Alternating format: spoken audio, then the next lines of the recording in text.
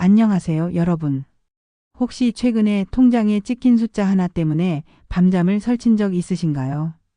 혹시 몇만 원이 줄어든 이유를 알지 못해 괜히 마음이 불안해지고 내가 뭘 잘못했나 스스로를 탓해 보신 적 있으신가요?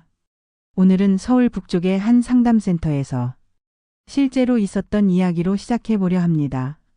새벽 공기가 아직 가시지 않은 이른 아침, 허리가 살짝 굽은 80대 어르신 한 분이 조심스럽게 문을 열고 들어오셨습니다. 손에 꼭 쥐고 계셨던 건 바로 통장 한 권. 그리고 떨리는 목소리로 이렇게 말씀하셨죠. 이게 뭐라고요? 밤새 잠을 못 잤습니다. 이 영상은 그런 어르신들의 이야기입니다. 그리고 혹시라도 지금 이 영상을 보고 계신 당신의 이야기일 수도 있습니다. 기초생활수급자로 살아가는 일이 단지 적은 돈으로 생활하는 것만을 의미하지는 않습니다. 그 안에는 수치심과 설명의 부담, 두려움과 오해의 그림자가 함께 따라다니곤 하죠. 하지만 그 모든 상황이 언제나 불이익으로만 이어지는 것은 아닙니다. 정직하게 신고하고 정확한 정보를 알기만 해도 우리는 우리의 권리를 제대로 지키며 살아갈 수 있습니다. 지금부터 함께 그 방법을 알아가 보겠습니다. 혹시라도 통장에 남아있는 몇만 원 때문에 숨을 죽이며 살아가고 계신 분이 계시다면 오늘 영상이 작은 위로이자 실질적인 도움이 되기를 진심으로 바랍니다. 서울 북쪽의 한 상담센터. 새벽에 찬 공기가 채 가시지 않은 이른 아침, 작고 낡은 종이문이 조심스럽게 열렸습니다. 80이 넘은 한 여성께서 허리를 살짝 굽힌 채 들어서셨고 손에는 통장 하나를 꼭 쥐고 계셨습니다. 조심스럽고도 떨리는 목소리로 말씀하셨습니다. 이게 뭐라고요? 밤새도록 잠을 못 잤습니다. 수급비가 왜 줄었는지도 모르겠고 그분의 통장 잔액은 83만 원이었습니다. 자식들에게서 받은 용돈도 없고 그저 지난달에 쓰고 남은 돈을 그대로 두었을 뿐이었습니다. 그런데 이번 달 급여는 지난달보다 3만 원이나 줄어 있었습니다. 이유를 알 수 없는 변화에 그분은 밤새 이불 속에서 숫자 몇 자리를 떠올리고 또 지우며 불안에 떨었다고 하셨습니다. 뭔가 큰 실수를 한 것 같기도 하고 혹은 어떤 자격을 잃은 게 아닐까 하는 두려움이 그 밤을 지배했습니다. 기초생활수급자로 살아간다는 것은 단순히 적은 돈으로 살아간다는 의미가 아닙니다. 그것은 자신의 삶의 많은 부분을 끊임없이 설명하고 또 증명해야 한다는 뜻입니다. 가지고 있는 모든 것, 때로는 남들이 신경도 쓰지 않는 아주 작은 돈조차 보고해야 하며 그 중 하나라도 설명이 부족하면 받을 자격을 다시 심사받게 됩니다. 이 제도가 잘못되었다고 말씀드리는 것은 아닙니다. 다만 제도의 그물망을 온전히 이해하기에는 많은 어르신들의 삶이 너무 복잡하고 정보는 너무 어렵게 쓰여 있다는 점이 안타까울 뿐입니다. 통장에 100만 원만 안 넘으면 괜찮다. 정말 많은 분들이 그렇게 믿고 계십니다. 그 선만 넘지 않으면 괜찮다고 생각하시지요. 하지만 실제 기준은 그렇지 않습니다. 수급 자격을 판단하는 데 가장 중요한 개념은 바로 소득인 정액이라는 것입니다. 이 소득인 정액이라는 용어부터가 낯설게 느껴지실 수 있습니다. 여기에는 한 달 동안 벌어들인 실제 소득뿐 아니라 현재 가지고 있는 재산을 소득으로 환산한 금액까지 포함되어 있습니다. 즉, 통장에 100만 원이 있다고 해서 그 전부가 소득으로 계산되지는 않습니다. 반대로 말하면 단돈 50만 원이라 하더라도 상황에 따라 문제로 이어질 수도 있다는 뜻입니다.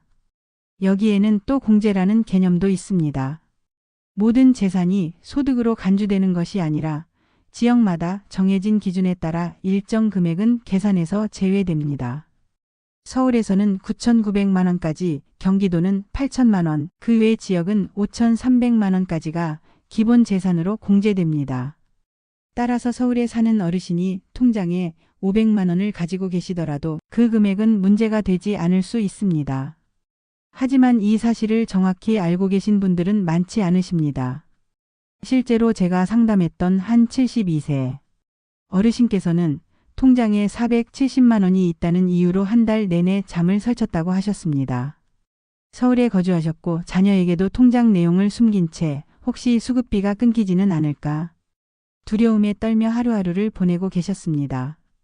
결국 상담을 통해 공제 기준을 차근차근 설명드리자 그제야 나는 그저 조심한 게 죄였구먼 하고 웃으셨습니다. 그 웃음이 너무도 고맙고 또 미안했습니다. 문제는 통장 잔고만이 아닙니다. 자녀가 드리는 용돈도 많은 어르신들께 걱정의 원인이 됩니다. 실제로 많은 분들이 자식이 주는 용돈 때문에 수급비가 줄어들까 봐 받기를 꺼려 하십니다. 혹은 받더라도 바로 써버리고 기록을 남기지 않으시려 애쓰십니다.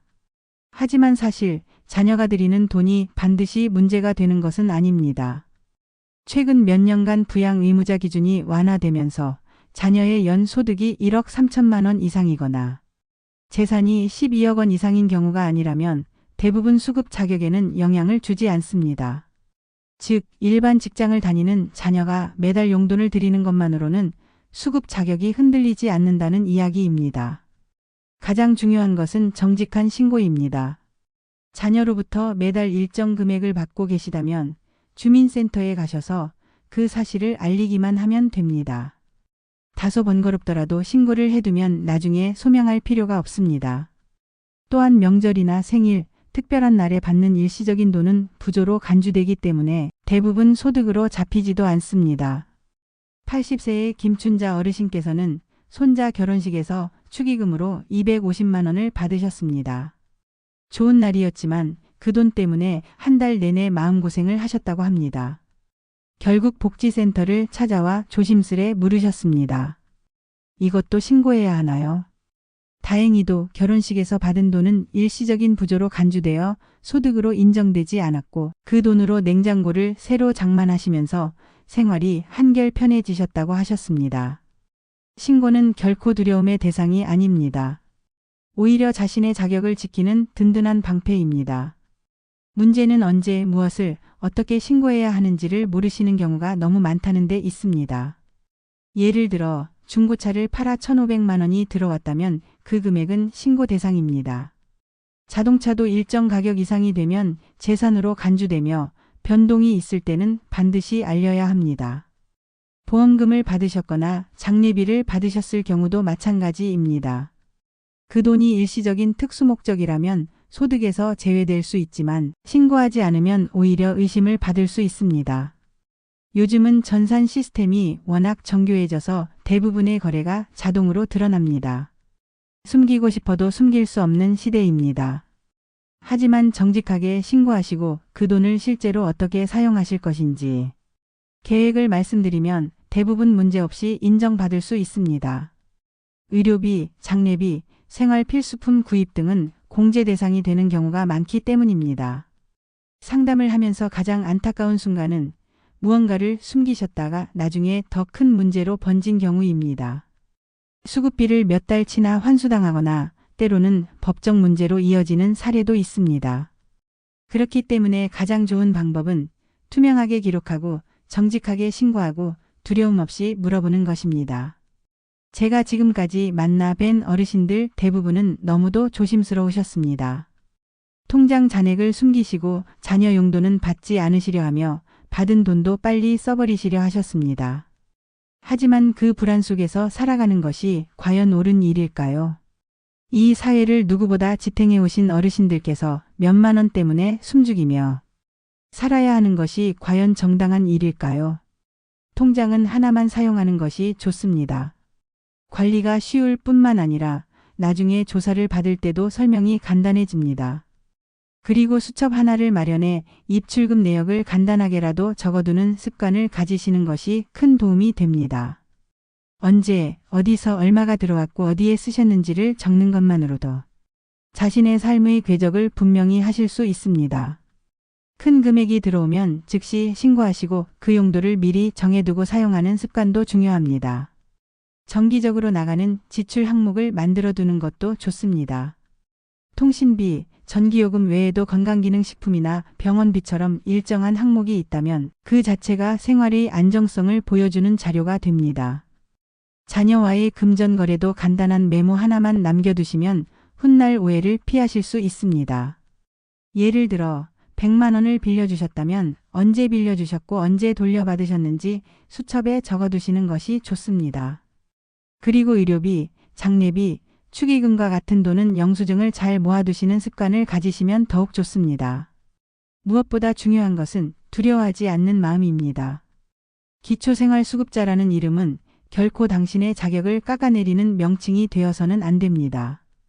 그것은 오히려 당신이 이 사회의 구성원으로서 삶의 어려움 속에서도 마땅히 받아야 할 권리를 가진 사람이라는 증표입니다. 당당하셔도 됩니다. 세금을 내고 자식을 키우고 이 나라를 오늘에 이르게 만든 주인공들이 바로 여러분이십니다. 지금 이 순간에도 누군가는 자녀에게 받은 10만 원을 받지 못하고 혹은 받은 뒤에도 조용히 써버리고 계실지도 모릅니다. 누군가는 통장에 찍힌 470만 원이라는 숫자 앞에서 잠을 설치고 계시겠지요. 그리고 누군가는 자격이 사라질까 두려워 병원비 영수증조차 감히 꺼내지 못하고 계실지도 모릅니다. 하지만 여러분, 이제는 그 두려움에서 조금씩 벗어나셔도 괜찮습니다. 기초생활수급자는 누구보다도 조심스럽게 살아온 사람들이 받는 정당한 권리입니다. 조심스레 수첩을 꺼내어 지난달 통장 내역을 적어보세요. 그 작은 행동이 당신의 삶을 지켜줄 든든한 방패가 될 수 있습니다. 그리고 어디에 어떻게 신고해야 할지 모를 땐 지금처럼 이렇게 알아보시는 것 자체가 이미 큰 용기이고 실천입니다. 당신의 삶은 단지 숫자로 평가받을 수 없습니다. 당신의 통장은 단순한 계좌가 아니라 당신의 자존심이고 인생의 기록이며 후손에게 남겨줄 삶의 증거입니다. 이 영상이 조금이라도 도움이 되셨다면 좋아요와 구독 그리고 따뜻한 댓글 하나 부탁드립니다. 그 한마디 한마디가 우리 어르신들께 큰 용기와 위로가 됩니다. 여러분은 여전히 이 사회의 주인공이십니다. 우리는 그 사실을 잊지 않겠습니다. 다음 영상에서 다시 찾아뵙겠습니다. 고맙습니다. 그리고 오늘도 당당한 하루 되십시오.